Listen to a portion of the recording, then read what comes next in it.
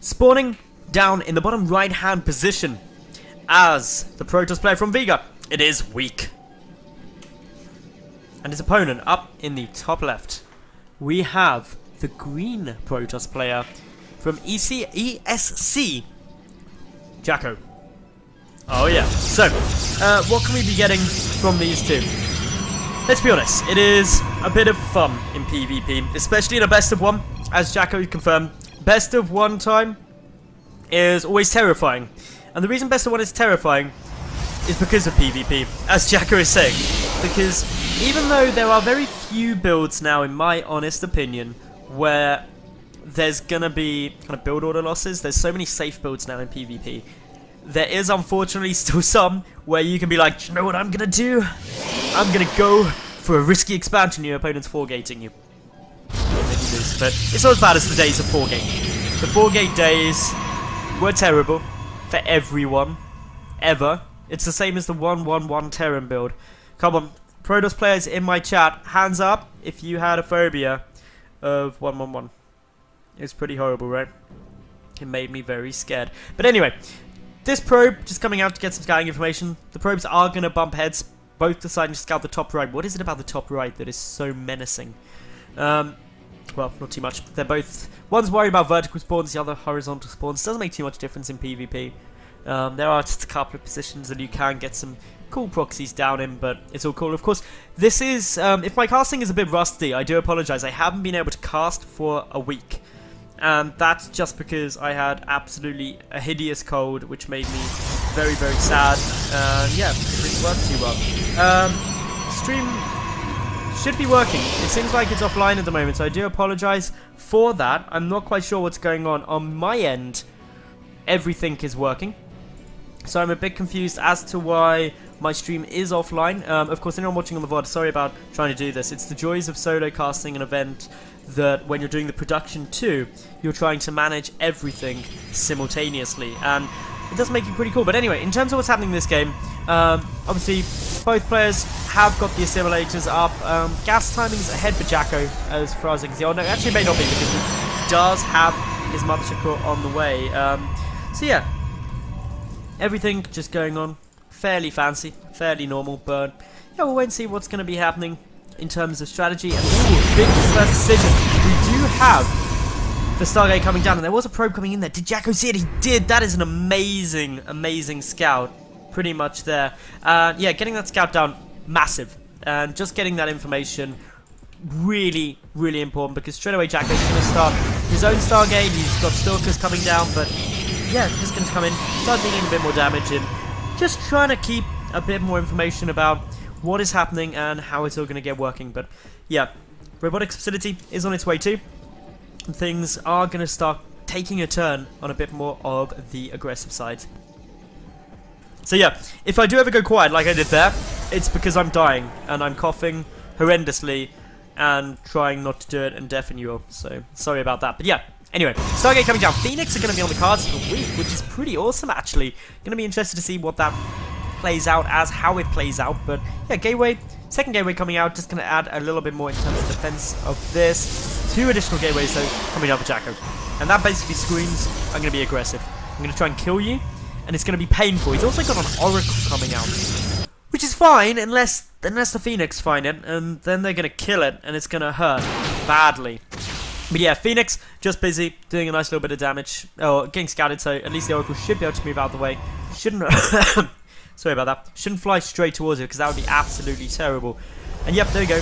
Rally point change, so hopefully the Phoenix will not discover it as of yet. Stargate was still chrono boosted, but it's the additional gateways getting spotted that's important. But up comes JackO now. What's he going to be able to do? The answer, not too much. And yeah, of course with the phone overcharge, he's going to be able to do a lot of damage.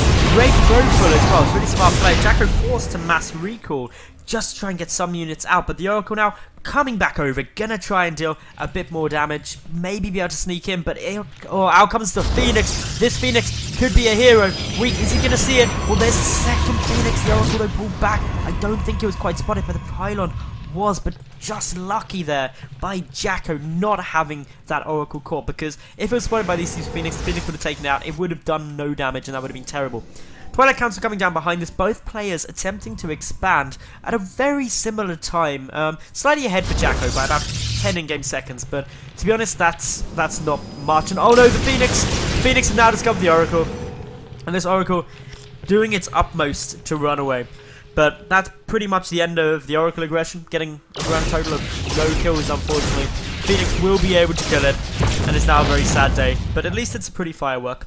That's got that going for him, so good times. But anyway, Blink is on its way down now. Of course, Stargate not really producing anything other than Phoenix for week, but over at JackO's side, he hasn't really done much at all. A couple of Stalkers moving forward. One is going to get taken down here pretty effectively.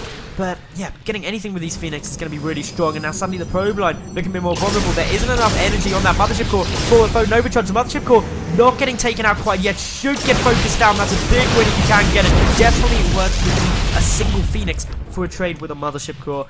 And yeah, that's an effective snipe off there. JackO, he's got good production though. He's also got Blink on its way, but Immortals are coming through. Bear in mind there's already one out. The second one will jump before Blink is anywhere close to finishing. And generally speaking, as a rough kind of rule, that if you've got 2 Immortals out against Blink Stalkers, at least a normal number of Blink Stalkers, you're gonna be okay. 1 Immortal, they can Blink aggressively into you, snipe it off, and you can be in trouble if there's a lot more of them. But yeah, 2, it's difficult to take both of those out before a lot of damage is done. Weak though, he's also adding in some Void Rays. He's going for a Stalker killing army. The reason Void Rays are great against Stalkers, of course, is due to prismatic alignment and the bonus damage done by them there, and with the Immortals as well. Suddenly those Stalkers are sitting next to his opponent's army being like, there's 2 things annihilating us, which should we kill? And the answer is both simultaneously, or everything will go horribly wrong. Dark Shrine though is a nice little play, because as far as I am aware, oh no, Weak does have an Observer. Never mind, it's right there. So he will be okay as long as he keeps that with his base. But Phoenix coming in, trying to do a little bit more damage here. Total 3 workers killed on both sides, so loss is relatively similar. But Weak able to just pull ahead a bit in terms of that road production. So a couple more Immortals, just gonna keep on churning out. Void Rays still churning out as well. This is actually a very strong army composition Weak is going for. And he's able to do that. He's risking a lot by getting a lot of high-tech units without much gateway support because of these Phoenix. The Phoenix are allowing him to pressure his opponent, so his opponent has no choice but to sit back and be exceptionally defensive. That's really the whole picture. I've got to defend with all of my units or your Phoenix will come in and kill me.